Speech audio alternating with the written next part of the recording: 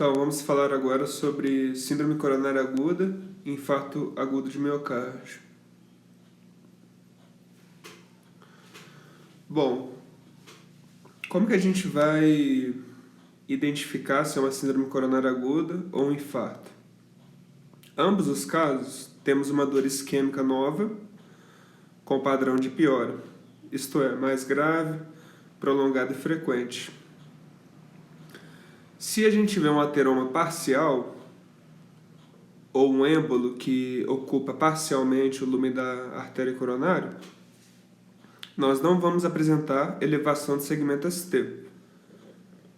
Aí, neste caso, nós podemos ter uma angina instável, se os biomarcadores estiverem negativos, principalmente devido à presença de circulação colateral, ou vai ser um infarto de miocárdio sem elevação de ST.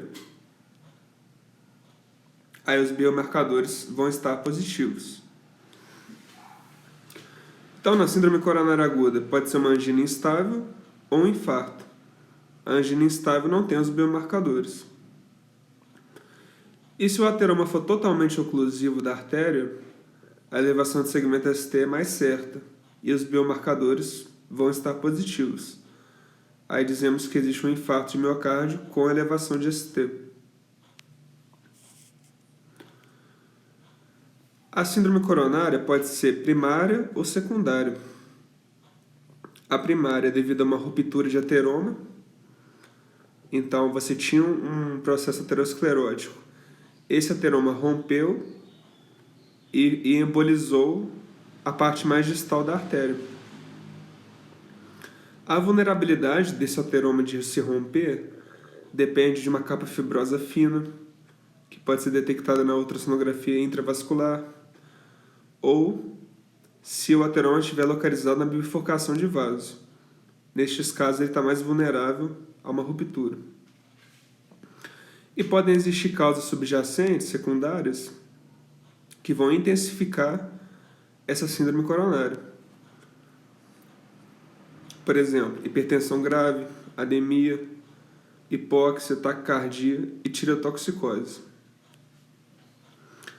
Fatores aditivos na manifestação da doença, ainda tem outros.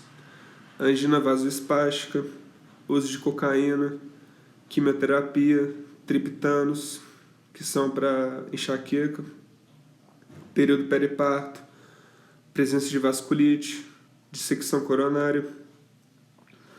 Tudo isso vai intensificar a síndrome coronária, ou propriamente causar ela. Fatores de risco para a síndrome coronária: uma idade avançada, sexo masculino, ter diabetes ou doença vascular periférica. O diagnóstico é feito com base nos fatores de risco. Quanto mais fator de risco, maior a chance de ser uma síndrome coronária. O eletro pode demonstrar ondas Q, no caso de infarto, depressão ou elevação de segmento ST. Basta que seja uma elevação ou depressão de 1 milímetro. E inversão de onda T em múltiplas derivações precordiais. Tudo isso vai indicar uma síndrome coronária aguda. Mas os biomarcadores, CKMB, e troponinas e IT. Então, nós vamos internar o paciente de médio e alto risco, ou seja, aquele que tem uma angina com padrão de piora, e ele tem muitos fatores de risco, vamos internar. Se a elevação do segmento ST for persistente, por mais de 20 minutos, nós vamos instituir a terapia de reperfusão. O ultrassom confirma a hipocinesia ou acinesia ventricular. Como o paciente está sofrendo uma isquemia, ele vai ter uma função ventricular deprimida nesse momento. Então, é importante comparar, né, os exames antigos com o exame do momento. No alto risco, ou na isquemia tratada que é recorrente, vamos acabar necessitando de uma angiografia coronária, né, por cateterismo. mas nem sempre o êmbolo ocupa todo o lúmen, dificultando a implementação da reperfusão. Então, a decisão da reperfusão é uma decisão complicada, porque o paciente pode ter uma isquemia que não é respaldada pelo grau de estreitamento luminal. Nesse caso, a gente fica um pé atrás de fazer a reperfusão. De qualquer jeito, a gente tem que fazer um acompanhamento ambulatorial desse paciente, porque existe o risco muito alto de novos eventos cardíacos futuros. Então, ele pode apresentar uma síndrome de novo, ele pode ter um infarto. Inclusive, essa chance é até maior do que nos pacientes que já tiveram infarto. Ter a síndrome coronária aguda é sinal de novos eventos futuros. O diagnóstico diferencial vai passar por doenças cardíacas, como miocardite, pericardite, embolia pulmonar, dissecção aórtica, estenose ou insuficiência de válvula aórtica e cardiomiopatia hipertrófica. Todas essas doenças podem produzir dor de caráter tão extremo quanto a síndrome coronária. O tratamento vai ser basicamente antiplaquetários.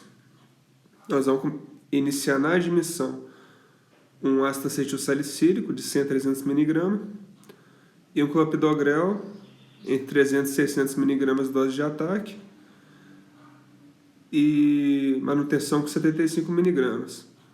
Mas uma parte das pessoas tem disfunção do citocromo P450, o que reduz a formativa do clopidogrel. Decidimos que também temos que fazer estatina imediatamente para estabilizar a placa.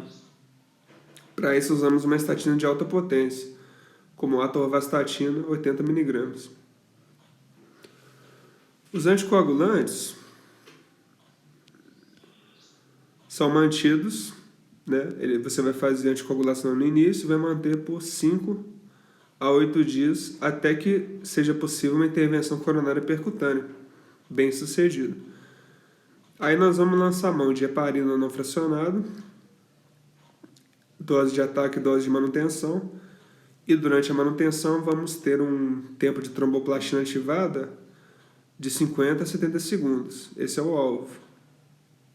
Mas a heparina tem grande chance de causar trombocitopenia, temos que monitorar. A enoxaparina, que é uma heparina de baixo peso molecular, ou fondaparinux, que é um inibidor de fator XA novo, estes são alternativas nos dias seguintes, né? Então você vai começar com heparina não fracionada e pode utilizar outros anticoagulantes que são subcutâneos, como a enoxaparina e o fondaparinux, até você decidir por uma ICP. Além disso, podemos aliviar a sintomatologia com nitroglicerina sublingual, mas temos que evitar a tolerância do medicamento, evitar o uso concomitante de Viagra.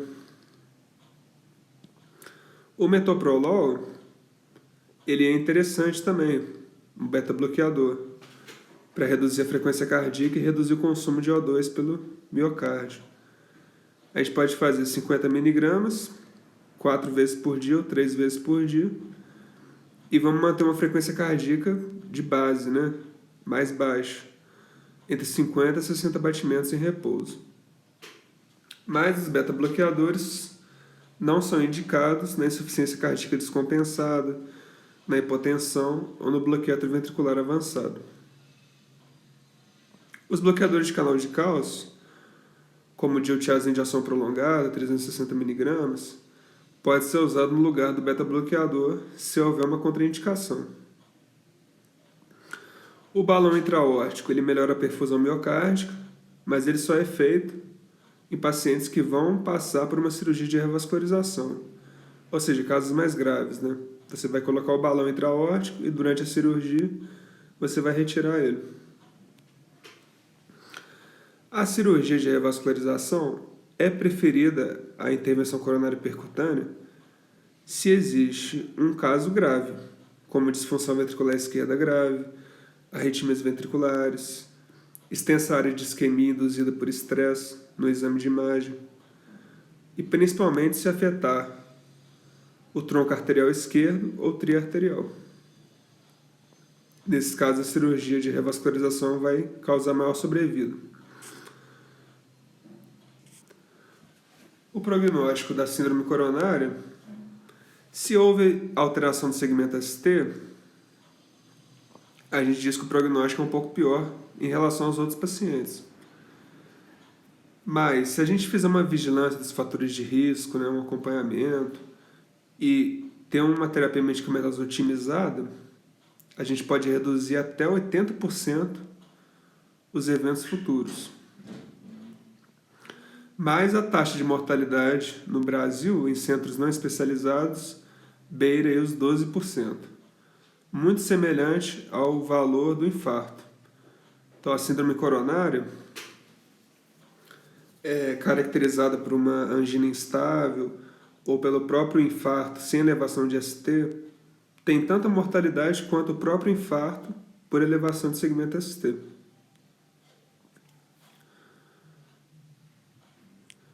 E como é que vai ser um infarto com elevação de ST? 40% é genético. Então a gente meio que diz que era inevitável, né? Claro que os fatores de risco vão influenciar no evento mais precoce. Mas muitas pessoas vão ter uma história familiar aí importante de infarto. Principalmente se for precoce, né? Um familiar com infarto antes dos 50 anos de idade. Apenas 30% dos infartos apresenta elevação de ST. Então é a minoria dos casos. O infarto silencioso, que ocorre em 20% dos casos, já é típico de idosos e diabéticos. Não existe alterações eletrocardiográficas importantes, não existe uma angina específica, mas sim dispneia súbita e hipotensão. Em 15 minutos de isquemia, existe o início da necrose. E a intervenção ideal seria aquela que é feita dentro de 3 a 6 horas. Então, uma intervenção precoce. Temos que investigar ainda outras causas de infarto que não a aterosclerose. Apesar de ser a mais típica, existem outras causas. Podem ser êmbolos coronarianos devido a trombo arterial esquerdo, que se propagou através da aorta, do ósseo coronariano, etc. Prótese valvar metálica pode causar uma embolia também, porque causa trombo dentro do átrio, do ventrículo esquerdo. Neoplasia intracardíaca pode liberar material e obstruir a coronária. Endocardite infecciosa, a mesma coisa. Pode ser uma doença trombótica, né? Devido ao uso de anticoncepcional oral, uma doença da hemoglobina ou dos fatores de coagulação, uma policitemia. Vasculite coronariana, devido a doenças autoimunes, né, como arterite, doença de Kawasaki, lúpus eritematoso sistêmico, esclerodermia, artrite reumatoide. Ou pode ser um vasoespasmo coronariano, que se caracteriza por uma angina variante e pode estar presente em pessoas que usam cocaína e anfetamina. A dissecção coronária pode ocorrer também devido a uma exaustão ou pós-parto. Pode ser ainda doença vascular infiltrativa, /degenerativa, como amiloidose, doença do tecido conjuntivo. Pode ser uma oclusão axial coronariana devido à dissecção da aorta ou estenose de válvula aórtica. Cardiopatias coronarianas, como origem anômala de coronária esquerda, fístula arteriovenosa, aneurisma, ponte miocárdica com degeneração secundária. Trauma, como dissecção coronária, devido a angioplastia, radiação, contusão cardíaca, ou necessidade aumentada de oxigênio, devido a uma estenose, insuficiência aórtica de novo. hipertensão com hipertrofia ventricular esquerda grave, feocromocitoma, tirotoxicose, envenenamento por monóxido de carbono. Então, são várias causas que podem causar um infarto sem ser a aterosclerose. O diagnóstico do infarto, ele precisa de 2 critérios de 3. Angina, biomarcadores e eletrocardiograma. Se você tiver 2 deles, você já pode fazer o diagnóstico. A angina, normalmente, ela é retroesternal, mas pode irradiar da mandíbula ao umbigo e braço. Não alivia com repouso ou nitroglicerina sublingual. Normalmente dura mais de 20 minutos. Lembrar do diagnóstico diferencial de angina, que pode ser refluxo gastroesofágico, costocondrite, síndrome do pânico, pleurisia devido a doença pulmonar obstrutiva crônica, uma embolia pulmonar ou dissecção aguda de aorta. Às vezes, temos um galope S4 durante o infarto. E uma característica importante é que o infarto de parede anterior gera taquicardia e hipertensão.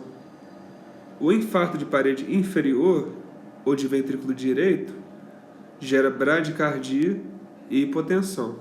É o contrário.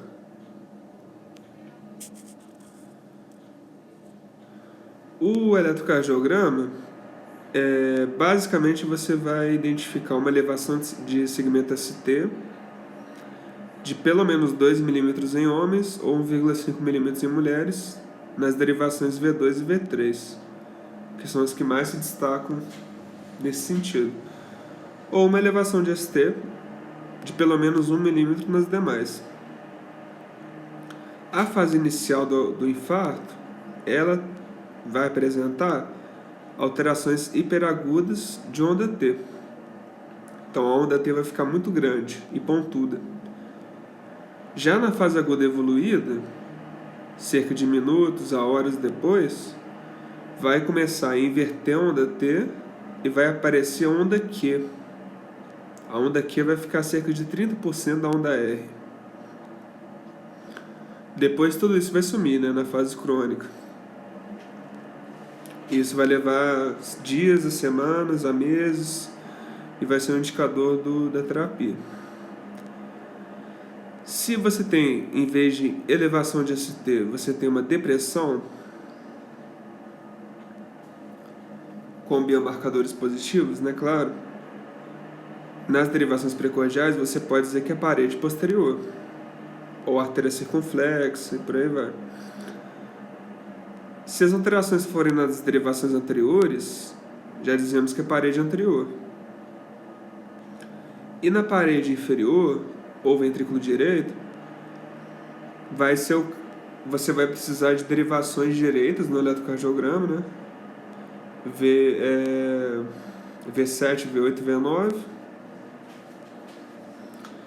Ou você vai observar a sintomatologia, porque no infarto de ventrículo direito existe hipotensão e bradicardia. E por fim, na parte de eletro, a gente tem que observar uma queda de segmento ST durante a fibrinólise. O ST espera-se que ele caia 50% dentro das primeiras horas com a fibrinólise. Se não cair, a gente vai mandar para angiografia urgente para fazer uma angioplastia de resgate.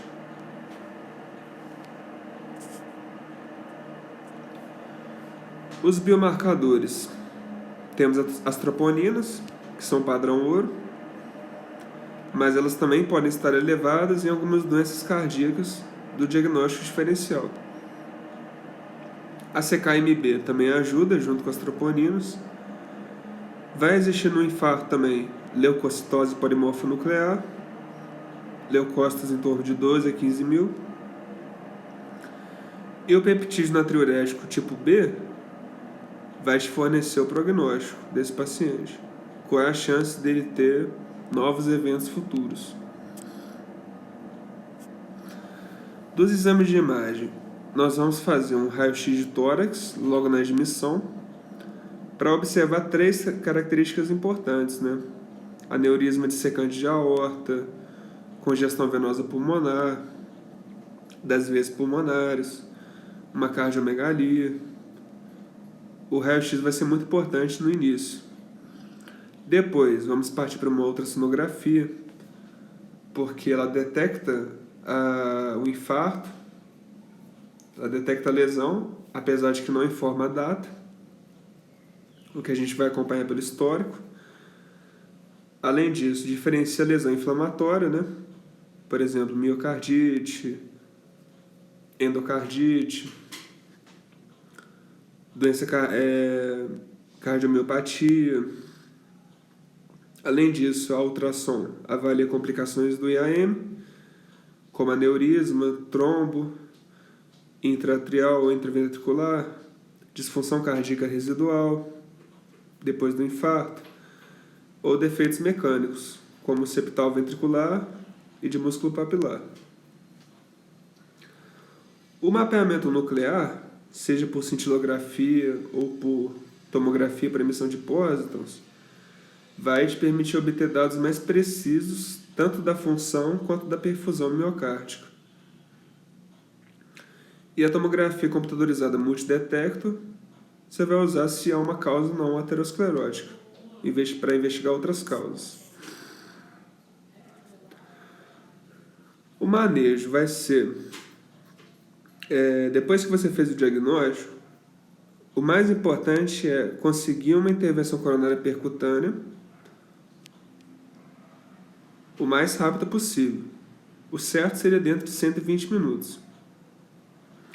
Aí, a intervenção coronária, você vai colocar um catéter através de artéria femoral ou de artéria radial, vai chegar no coração, vai chegar na aorta, entrar no ósseo coronariano e seguir até a artéria que foi atingida para colocar o stent. Esse stent ele pode ser eluidor de fármaco anticoagulante. Se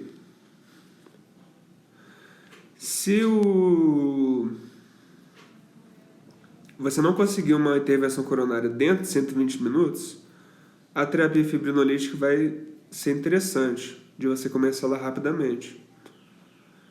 Porém, a ICP continua sendo a estratégia de escolha. Mesmo que você faça uma fibrinólise com sucesso e reduza a sintomatologia e melhore os sinais,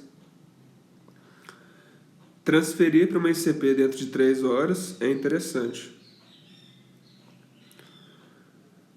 Bom, então o tratamento para todo mundo que tem infarto vai ser basicamente o ácido acetilsalicílico de 100 a 300 mg, o clopidogrel 300 a 600 mg ataque. Se o paciente for mais velho, você vai usar menos dose. Se o paciente for para ICP, você vai usar menos dose, porque ele não precisa de tanto assim. E se for um paciente mais novo que não vai para ICP, pode usar uma dose maior. Além do ácido acetilsalicílico do clopidogrel, usamos ainda heparina não fracionada. Se você tiver uma ICP disponível, aí você vai trocar a heparina por uma bivalirudina, porque ela apresenta menor risco de sangramento, menor risco de trombocitopenia. Isso durante a intervenção coronária percutânea. Aí você usa bivalirudina no lugar da heparina. Se você não tiver uma intervenção coronária percutânea rápida, aí a gente vai adicionar um fibrinolítico. Por exemplo, streptokinase ou alteplase. O alteplase é mais moderno, reduz essa chance de sangramento, né? E podemos usar, além do fibrinolítico, podemos juntar um inibidor de glicoproteína. Se você usar o fibrinolítico e o tirofiban, se estiver disponível os dois, isso no caso que você não tem ICP, né? Você pode reduzir a dose da heparina. Se você souber que você pode usar esses dois remédios. Então a heparina vai ser no início. Depois você vai adicionar o fibrinolítico e o inibidor de glicoproteína. E como a anticoagulação dura de 5 a 8 dias, nos dias seguintes você pode usar medicamentos anticoagulantes mais caros, né? Como a enoxaparina subcutânea ou fondaparinux subcutânea.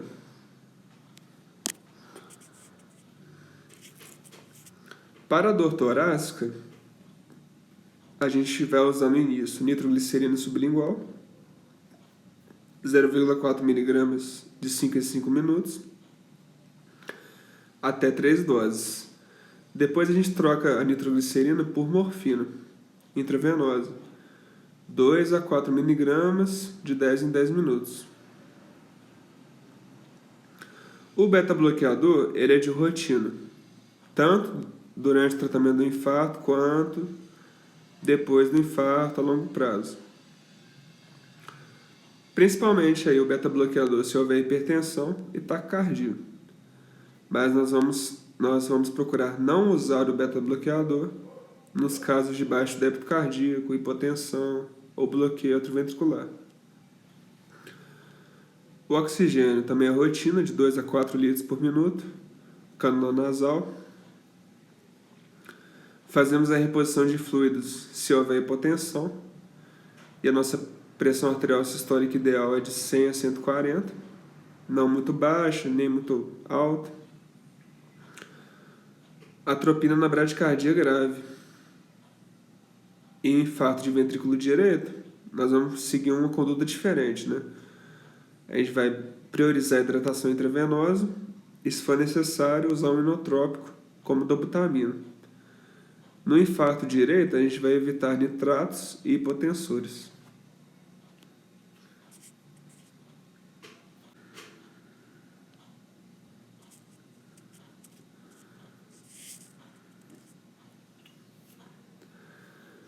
Além disso, podemos lançar mão de um inibidor da enzima conversora de angiotensina. Isso a gente vai usar para prevenir o remodelamento cardíaco depois do infarto, especialmente se houver hipertensão no paciente, diabetes, insuficiência cardíaca ou insuficiência renal leve. A gente inicia com doses baixas e vamos aumentando gradualmente o IECA. O captopril tem curta ação, já o lisinopril uma ação mais longa. Os inotrópicos, como a digoxina e dobutamina, são um pouco mais reservados à estabilidade hemodinâmica. A atorvastatina, 80 mg, é de rotina, uma estatina de alta potência, para a estabilização da placa. E vamos considerar cardiodesfibrilador implantável quando a fração de ejeção é muito baixa e quando há arritmia ventricular. Seja uma taquicardia ventricular, seja uma fibrilação ventricular. E as complicações? É bem comum que o paciente venha a ter uma dor torácica recorrente, mesmo depois da fibrinólise, mesmo depois da ICP, até mesmo depois da CRM pode existir uma dor torácica recorrente. Se os biomarcadores estiverem positivos, provavelmente é reinfarto. E aí a gente vai precisar de angiografia de novo, ICP de novo. Ou pode ser, mais comumente, uma pericardite. Aí nós vamos tratar com outras coisas, né? Ácido acetilsalicílico, colchicina e narcóticos. Na arritmia ventricular sustentada, vamos fazer uma cardioversão elétrica, depois de fazermos uma sedação intravenosa. Aí, se for uma arritmia ventricular monomórfica, é importante sincronizar a cardioversão. Se você tem uma taquicardia ventricular estável, com os batimentos regulares, ou uma taquicardia ventricular não sustentada, a gente já prefere uma medicação intravenosa, como a amiodarona ou lidocaína. A lidocaína é preferida se a frequência cardíaca está muito alta. Se você tem fibrilação atrial com estabilidade hemodinâmica, parte-se para cardioversão. Se você tem uma fibrilação atrial sem estabilidade hemodinâmica, podemos lançar mão de um beta-bloqueador, intravenoso preferencialmente, como metoprolol 15 mg, infundido em 15 minutos. Se o paciente tem uma história de fibrilação atrial, é importante manter uma miodarona oral no alto risco por 6 meses. Se houver uma disfunção ventricular, a gente usa digoxina, porque ela tanto aumenta a função ventricular quanto reduz as arritmias, né? Então vamos usar aí cerca de 1 mg em 4 horas. Se você tem uma bradicardia acentuada, aí vamos usar uma atropina de mais ou menos 1 mg intravenosa, né? Mas é importante evitar a atropina no ritmo de escape. Ou seja, se você nota que o paciente tem um bloqueio de ramo e ele tem uma taquicardia de origem supraventricular, isso vai gerar um ritmo de escape ventricular. Nesse caso, a atropina não está indicada. E administrar fluidos intravenosos tende a melhorar a função cardíaca, melhora o débito cardíaco, e a gente vai infundir líquidos até uma pressão capilar pulmonar de 18 milímetros, além da qual pode gerar edema pulmonar. No infarto ventricular direito, os pulmões são claros na radiografia, a pressão arterial direita é grande diante do cateterismo cardíaco, a dilatação ou disfunção do ventrículo direito pode ser detectada na ultrassonografia, ou então detecta-se um infarto de parede inferior no ECG, sinal de Kussmaul de pressão venosa jugular na inspiração. Aí nós vamos tratar como infarto ventricular direito. Vamos infundir meio litro a 1 litro de soro fisiológico, monitorando o débito cardíaco. Se for necessário, fazemos o suporte inotrópico com dobutamina intravenosa. Já o marcapasso sequencial atrioventricular temporário, ele vai melhorar o débito cardíaco no bloqueio atrioventricular de terceiro grau, até que o marcapasso definitivo seja instalado no paciente. 15% das mortes são devido a complicações mecânicas.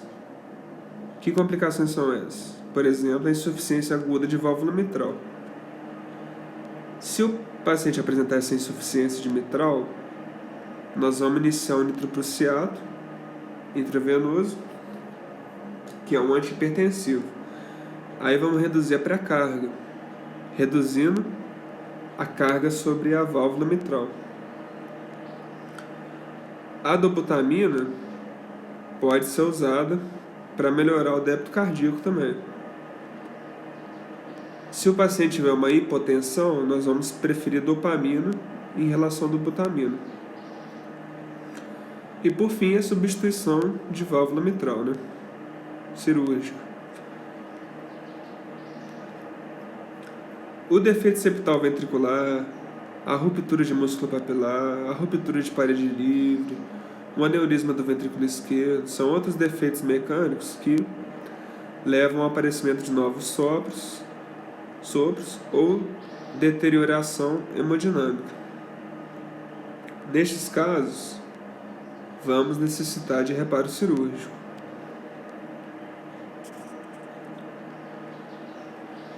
E outra, na ultrassonografia de rotina, a gente pode detectar um trombo no ventrículo esquerdo.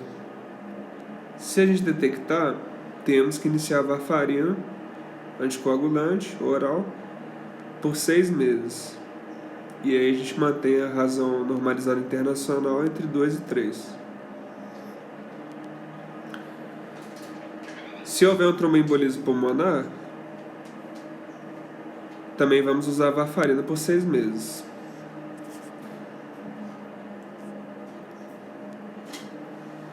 Na estratificação do risco, vamos fazer um eletrodesforço algumas semanas depois da alta do paciente. E vamos buscar os mesmos sinais, né? Depressão de segmento ST, intolerância ao exercício, hipotensão, arritmia grave. Se for um paciente de alto risco, vamos fazer angiografia coronária de novo. E a sensibilidade do teste de esforço pode ser aumentada com perfusão miocárdica por medicina nuclear, uma cintilografia ou uma PET, ou por uma ecocardiografia. Então, você fazer o teste de esforço com eletro e usar um exame de imagem por cima aumenta muito a sensibilidade. Os candidatos a cardiodesfibrilador implantável, que são os que têm fração de ejeção baixa e uma arritmia ventricular sustentada, devem ser reavaliados em 40 dias para implante do CDI. E por fim, o acompanhamento. Vamos manter o ácido acetilsalicílico a longo prazo. Podemos manter o clopidogrel por 1 ano em quem fez intervenção coronária percutânea, para preservar aquele stent, né? Vamos manter o IECA também, se o paciente teve um infarto muito forte, como costuma ser o infarto de parede anterior, ou se ele tem uma insuficiência cardíaca. O beta-bloqueador normalmente é usado a longo prazo, assim como o ácido acetilsalicílico, no médio alto risco. Então podemos usar metoprolol de 20 a 200 mg ou carvedilol de 6,25 a 25 mg. E se você tiver um programa de reabilitação cardíaca com exercício, a mortalidade global pode ser reduzida em até 26%. Então, controlar os fatores de risco, fazer uma reabilitação, um tratamento clínico otimizado, se for necessário, utilizar uma intervenção coronária percutânea ou uma cirurgia de revascularização nos casos mais graves, tudo isso pode reduzir bastante a incidência de novos casos de síndrome coronária aguda e até mesmo a mortalidade pode ser reduzida.